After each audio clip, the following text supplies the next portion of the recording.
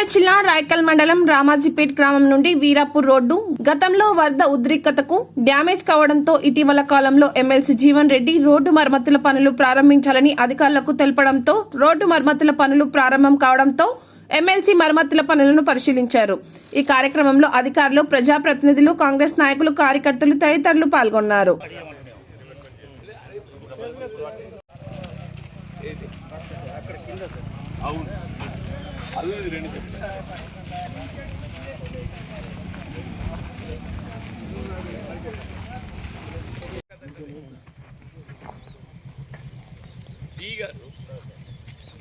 బాగా చేసాం బాబు. ఇది కాడికి కొద్దిగా జేసీబీ పెట్టి అర్ధికు వద్దంటారు, ఇటు వద్దంటే వాళ్ళు ఎందుకు వద్దంటారు బాబు?